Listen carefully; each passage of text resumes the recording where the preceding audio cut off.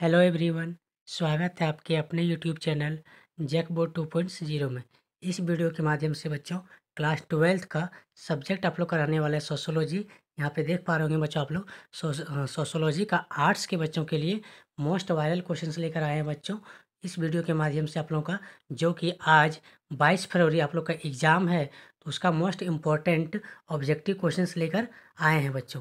साथ ही साथ आप लोग को बताते चलें कि इसके जस्ट बाद बच्चों आप लोग का सब्जेक्टिव का भी वीडियो आने वाला है, क्योंकि एक ही वीडियो में लंबा हो जाता है इसीलिए। और ये बच्चों आप लोग का अच्छे से कंठस्थ याद कर लीजिएगा, क्योंकि आप लोग का जो आज का एग्ज़ाम है उसके लिए मोस्ट इम्पॉर्टेंट वायरल क्वेश्चंस रहने वाले हैं। चलिए बच्चों, लेट न करते हुए वीडियो को शुरू करते हैं। जैसा कि आप लोग यहाँ पे देख पा रहे होंगे, सोशोलॉजी 2025 सोशल साइंस आर्ट्स के बच्चों के लिए। चलिए, आप इसका सब्जेक्टिव बच्चों कुछ देर बाद अपलोड हो जाएगा, अभी आप इसको कंठस्थ कर लीजिएगा।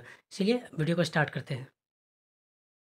तो बच्चों आप लोग के बीच क्वेश्चन नंबर बना चुका है, सारे क्वेश्चन सिलेक्टेड है, आपके एग्जाम के पॉइंट ऑफ व्यू से इंपॉर्टेंट है। पहला क्वेश्चन है, वर्ग व्यवस्था की विशेषता है। तो क्वेश्चन नंबर 1 का राइट आंसर हो जाएगा आपका ऑप्शन नंबर ग, खुलापन। वर्ग व्यवस्था की विशेषता है बच्चों, ऑप्शन नंबर ग सही हो जाएगा, खुलापन। चलिए आगे बढ़ते हैं। नेक्स्ट क्वेश्चन, क्वेश्चन नंबर 2 में पूछा गया आपका, प्राथमिक समूह की सबसे बड़ी भूमिका कौन सी है।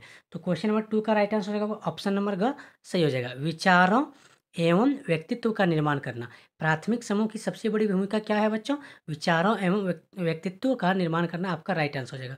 नेक्स्ट बढ़िए, क्वेश्चन नंबर आपका 3 में पूछा गया, समिति की विशेषता है। 4 ऑप्शन दिया गया है, इसमें से चारों ऑप्शन बताना है कि समिति की विशेषता कौन सी है। ऑप्शन कम है, सीमित हितों की पूर्ति के लिए निर्माण, नियमों की व्यवस्था, व्यक्तियों का समूह, गतिहीन प्रकृति। तो क्वेश्चन नंबर 3 का राइट आंसर होगा ऑप्शन नंबर ग, इसका भी सही हो जाएगा बच्चों, व्यक्तियों का समूह। ठीक है, समिति का क्या विशेषता है, तो समिति का मतलब होता है बच्चों व्यक्तियों का क्या होना चाहिए, समूह होना चाहिए।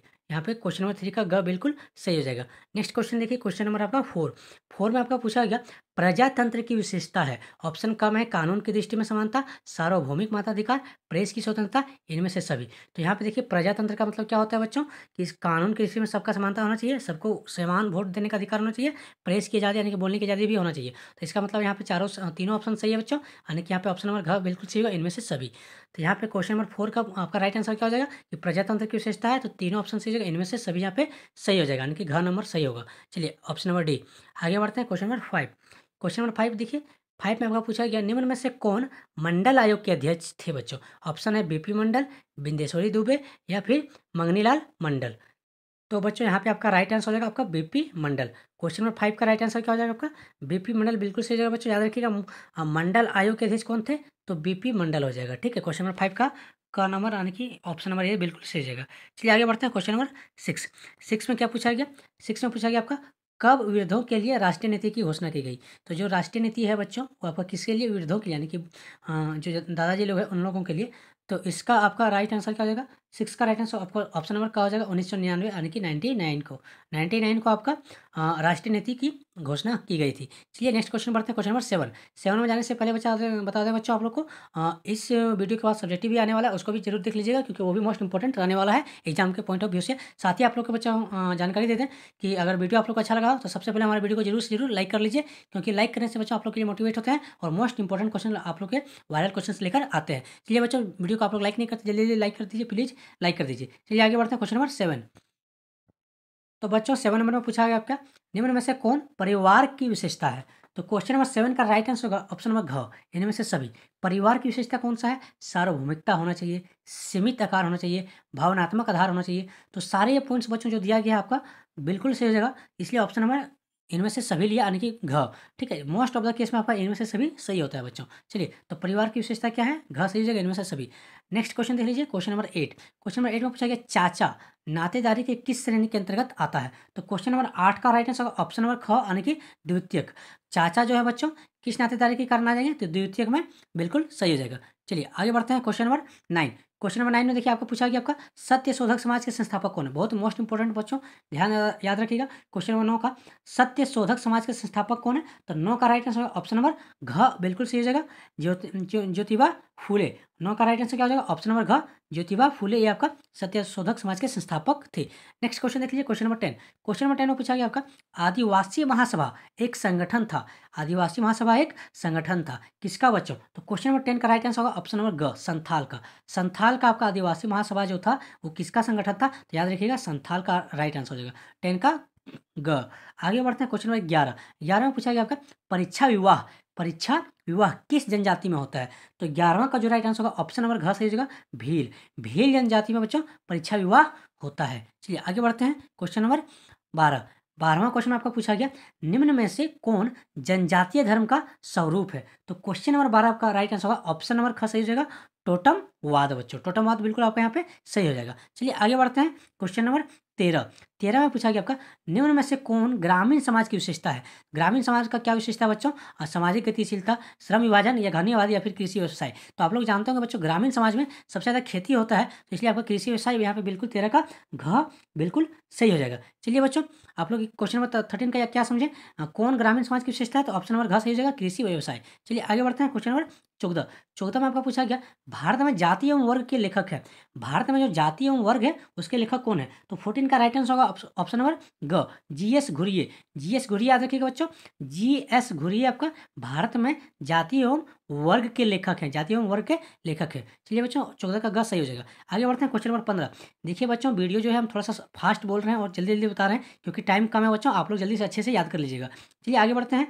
अगर आप लोग को याद करने में प्रॉब्लम होता है बच्चों तो आप लोग वीडियो को पॉज करके अच्छे से क्वेश्चंस पढ़ लीजिएगा, उसके बाद याद कर लीजिएगा। चलिए क्वेश्चन नंबर 15 का देखिए। 15 में आप क्या पूछा गया? 15 में पूछा गया आपका डॉक्टर बी आर अम्बेडकर यानी कि भीमराव अम्बेडकर का जन्म किस राज्य में हुआ था? तो बच्चों 15 का राइट आंसर होगा ऑप्शन नंबर ग यानी कि महाराष्ट्र में। डॉक्टर भीमराव अम्बेडकर जिसे संविधान का जनक भी कहते हैं बच्चों, हमारा संविधान का निर्माण किए थे डॉक्टर भीमराव अम्बेडकर, उसका जन्म किस राज्य में हुआ था? याद रखिएगा महाराष्ट्र, बिल्कुल करेक्ट हो जाएगा। चलिए आगे देखते हैं क्वेश्चन नंबर 16।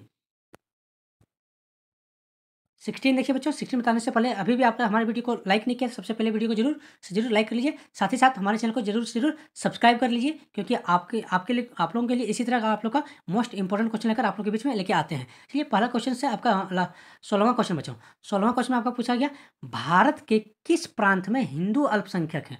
तो भारत का ऐसा कौन सा प्रांत है बच्चों जहाँ पे हिंदू क्या है? अल्पसंख्यक है। तो 16 का राइट आंसर होगा ऑप्शन नंबर ग हो जाएगा जम्मू कश्मीर। जम्मू कश्मीर में बच्चों हिंदू क्या है? अल्पसंख्यक है। बाकी किसी भी राज्य में हिंदू अल्पसंख्यक नहीं है, एकमात्र राज्य जम्मू कश्मीर है जहाँ पे आपका हिंदू अल्पसंख्यक है बच्चों। चलिए आगे बढ़ते हैं क्वेश्चन नंबर 17वां। 17वां में आपको पूछा गया निम्न में से कौन एक संस्था है? तो ऑप्शन नंबर 17 का जो क्वेश्चन नंबर 17 का राइट आंसर होगा ऑप्शन नंबर घ यानी कि किसान संघ। किसान संघ क्या है बच्चों? तो किसान संघ एक संस्था है। किसान संघ क्या है? एक संस्था है। तो क्वेश्चन नंबर 17 का राइट आंसर होगा ऑप्शन नंबर घ, बिल्कुल सही हो जाएगा। चलिए आगे बढ़ते हैं क्वेश्चन नंबर 18। 18 में आपको पूछा गया बाजार में किसी वस्तु का कीमत निर्धारण का मुख्य आधार क्या है बच्चों? तो किसी भी बाजार में किसी कीमत को निर्धारण के लिए क्या उसका मुख्य आधार है? तो क्वेश्चन नंबर 18 का राइट आंसर हो जाएगा ऑप्शन नंबर ख, वस्तु की मांग एवं पूर्ति। यानी कि बच्चों जैसा वस्तु का मांग होगा, जैसा उसका पूर्ति होगा, उसके अनुसार से बाजार में उसका क्या होगा? कीमत होगा। ठीक है, तो 18 का जो राइट आंसर होगा ऑप्शन नंबर ख बिल्कुल यहाँ पे सही हो जाएगा। ठीक है, बाजार में की जो वस्तु की कीमत होता है वस्तु की मांग एवं पूर्ति पर डिपेंड करता है। चलिए आगे बढ़ते हैं क्वेश्चन नंबर 19। 19 में क्या पूछा गया? 19 में आपका पूछा गया भारत में असमानता का आधार है। भारत में जो असमानता है बच्चों उसका क्या आधार है? तो 19 का राइट आंसर होगा ऑप्शन नंबर घ सही हो जाएगा इनमें से सभी। यानी कि यहाँ पे जाति को लेकर असमानता है, समुदाय को लेकर है और लिंग को लेकर है। तो इसलिए इस प्रकार बच्चों क्वेश्चन नंबर 19 का राइट आंसर क्या हो जाएगा? ऑप्शन नंबर घ। भारत में असमानता का अधिकार है, इनमें से सभी हो जाएगा। चलिए आगे बढ़ते हैं क्वेश्चन नंबर 20। सारे क्वेश्चन इंपॉर्टेंट है बच्चों, जरूर से जरूर अच्छे से कंठस्थ याद कर लीजिएगा, आप लोग के एग्जाम और पॉइंट ऑफ व्यू से बहुत ही इंपॉर्टेंट है। चलिए क्वेश्चन नंबर 20 में पूछा गया आपका आकाशवाणी। आकाशवाणी का अंग्रेजी शब्द में संक्षिप्त रूप है।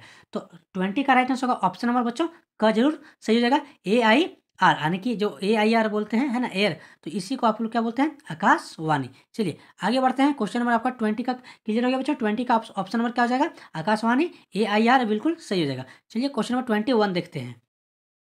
तो बच्चों आप लोग का 21 में पूछा गया आपका समाजशास्त्र के जनक कौन है? देखिए बच्चों आप लोग यहाँ पे ऑप्शन आप सोचिएगा ABCD आ गया, तो वही क्वेश्चन हम लोग लेकर आए हैं जो आपके सिलेक्टेड है और जो आपके एग्जाम पॉइंट ऑफ व्यू से इंपॉर्टेंट है, इसलिए बच्चों आप लोग का यहाँ पे ऑप्शन चेंज हो चुका है। तो क्वेश्चन नंबर 21 में पूछा गया समाजशास्त्र के जनक कौन है? तो समाजशास्त्र के जनक कौन है बच्चों? तो 21 का जो राइट आंसर होगा ऑप्शन नंबर बी सही हो जाएगा ए काम्ट बच्चों आपका सही हो जाएगा। ये समाजशास्त्र के क्या है? जनक हैं। समाजशास्त्र के जनक है ए काम्ट। चलिए आगे बढ़ते हैं क्वेश्चन नंबर 22। 22 में युवा संगठन पाया जाता है बच्चों। तो युवा संगठन कहाँ पाया जाता है? ग्रामीण समाज में, नगरीय समाज में, जनजातीय समाज में या औद्योगिक समाज में। तो क्वेश्चन नंबर 22 का राइट आंसर हो जाएगा ऑप्शन नंबर सी। तो युवा जो समाज है बच्चों, युवा समाज ये कहाँ पाए जाते हैं? जनजातीय समाज में पाए जाते हैं। 22 का सी बिल्कुल सही हो जाएगा बच्चों। चलिए आगे बढ़ते हैं। क्वेश्चन नंबर 23 में पूछा गया आपका कौन सी परिस्थिति जनसंख्या वृद्धि के लिए उत्तरदायी है बच्चों। तो 23 का राइट आंसर होगा ऑप्शन नंबर सी, यानी कि शैक्षणिक स्तर।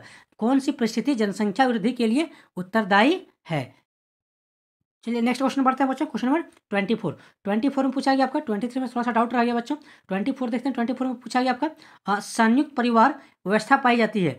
तो आपका 24 का जो राइट आंसर होगा ऑप्शन नंबर आपका सी बिल्कुल सही होगा, ग्रामीण समाज में। संयुक्त परिवार कहाँ पाया जाता है बच्चों? सारा परिवार मिलके आप लोग को जनरली कहाँ मिलेगा? गांव में ही मिलेगा, जहाँ पे दादा दादी है ना, सारे लोग मिलके एक साथ रहते हैं। चलिए बच्चों, तो संयुक्त परिवार का मतलब समझ गए। संयुक्त परिवार की व्यवस्था कहाँ पाई जाती है? तो आपका ग्रामीण में पाया जाता है। 24 का राइट आंसर आपका सी बिल्कुल सही हो जाएगा। चलिए आगे बढ़ते हैं। क्वेश्चन नंबर 25 में पूछा गया बच्चों आपका संयुक्त परिवार कौन सी विशेषता है। तो क्वेश्चन नंबर 25 का राइट आंसर होगा ऑप्शन नंबर डी सही होगा, इनमें से सभी। यानी कि संयुक्त परिवार में बड़ा आकार होता है, यानी पूरा परिवार में बड़े आकार का मतलब बच्चों बड़ा फैमिली होता है। जैसे मान लीजिए आपका मम्मी पापा दादा दादी है ना, चाचा चाची सारे लोग रहते हैं मिलकर, तो हम लोग संयुक्त परिवार कहते हैं, जिसमें बड़ा आकार का होता है, सामान्य संपत्ति होता है और सामान्य निवास भी होता है। इस प्रकार बच्चों कह सकते हैं कि 25 का right answer option number D सही होगा, इनमें से सभी। आगे बढ़ते हैं। क्वेश्चन नंबर आपका 26 में पूछा गया सीमांतीकरण किस प्रक्रिया को कहा जाएगा बच्चों। तो याद रखिएगा बहुत ही इंपॉर्टेंट क्वेश्चन। 26 का सीमांतीकरण किस प्रक्रिया का कहा जाता है। तो 26 का राइट आंसर हो जाएगा ऑप्शन नंबर बी सही होगा, नकारात्मक प्रक्रिया बच्चों। तो देखिए जो भी आपके एग्जाम में ऑब्जेक्टिव क्वेश्चन पूछे जाएंगे बच्चों, हम लोग सोशियोलॉजी में आपका जितने भी क्वेश्चन हैं आपके करवा चुके हैं। ठीक है, हमारे जो क्लास 12 का लिखा होगा सोशियोलॉजी, एक प्लेलिस्ट बनाया गया बच्चों, क्लास 12 सोशियोलॉजी 2025। उसमें आप लोग जाइएगा वीडियो सेक्शन में, जाके वहाँ पे प्लेलिस्ट सेक्शन में, जहाँ पे आप लोग को सोशियोलॉजी का जितने भी वीडियो बनाया गया है सारे इंपॉर्टेंट है बच्चों। तो आप सब जब वीडियो देख लेते हैं तो आप लोग का 30 में से 30 बच्चों जरूर आ जाएगा।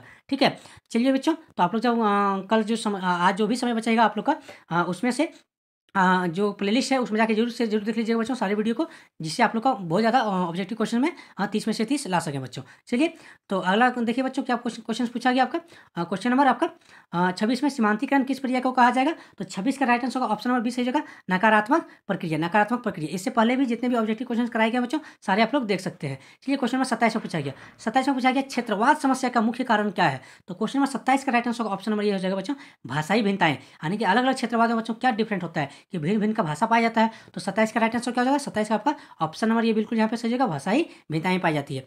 चलिए आगे बढ़ते हैं। क्वेश्चन नंबर 28 में देखिए बच्चों फिर से रिपीट क्वेश्चन है, प्रजातंत्र की कौन सी विशेषताएं हैं। तो कानून की समानता होना चाहिए, सार्वजनिक मताधिकार होना चाहिए, प्रेस की स्वतंत्रता होना चाहिए, यानी कि इनमें से सभी हो जाएगा। तो 28 का राइट आंसर क्या हो जाएगा? ऑप्शन नंबर डी बिल्कुल सही जगह, इनमें से सभी। चलिए बच्चों क्वेश्चन नंबर 29 देखते हैं। हाँ तो बच्चों लास्ट 2 क्वेश्चन बताने से पहले अगर अभी भी आप हमारे चैनल को सब्सक्राइब नहीं किए जरूर से जरूर सब्सक्राइब कर लीजिए और साथ ही साथ वीडियो को ज़्यादा से ज़्यादा लाइक कर दीजिए बच्चों, क्योंकि आप लोग आने वाले सारे जितने भी सब्जेक्ट बचे हैं सारे सब्जेक्ट का मोस्ट वायरल क्वेश्चन के साथ साथ इंपॉर्टेंट क्वेश्चन कराए जाएंगे बच्चों, जो आपके एग्जाम के लिए बहुत ही महत्वपूर्ण होने वाले हैं। चलिए बच्चों, तो 29 में पूछा गया औद्योगिकरण के परिणाम स्वरूप नगरों में किस तरह का प्रदूषण उत्पन्न होता है बच्चों। तो जब औद्योगिकरण होता है तो उसमें किस प्रकार का प्रदूषण फैलता है। तो जल प्रदूषण होता है, ध्वनि प्रदूषण होता है, वायु प्रदूषण होता है, सारा होता है बच्चों, इनमें से सभी हो जाएगा यहाँ पे। ठीक है, तो क्वेश्चन नंबर 29 का राइट आंसर क्या हो जाएगा? ऑप्शन नंबर डी बिल्कुल सही हो जाएगा, इनमें से सभी। यानी कि औद्योगिकरण होने से ये सारा प्रदूषण फैलता है, जल वायु ध्वनि। चलिए बच्चों क्वेश्चन नंबर 30 लास्ट क्वेश्चन पूछा गया आपका। भारतीय संसद 2 सदनों में विभाजित है, प्रथम सदन और लोकसभा को कहा जाता है। तो द्वितीय सदन के क्या नाम है बच्चों? तो राज्यसभा को कहते हैं। तो इसका राइट आंसर क्या है? Option number C. तो प्रथम सदन को याद रखिएगा लोकसभा को कहते हैं, वहीं पे द्वितीय सदन बच्चों राज्यसभा को कहते हैं। इस प्रकार बच्चों आप लोग का ऑब्जेक्टिव क्वेश्चंस कंप्लीट होता है। इस सारे क्वेश्चंस देखने के बाद, याद करने के बाद आप लोग जस्ट इसके बाद आप लोग का सब्जेक्टिव का भी अपलोड हो जाएगा बच्चों, उसको भी जरूर से जरूर वॉच कर लीजिएगा। चलिए बच्चों धन्यवाद, जय हिंद जय झारखंड। आप लोग को एग्जाम के लिए बेस्ट ऑफ लक। मिलते हैं नेक्स्ट वीडियो में, तब तक बाय।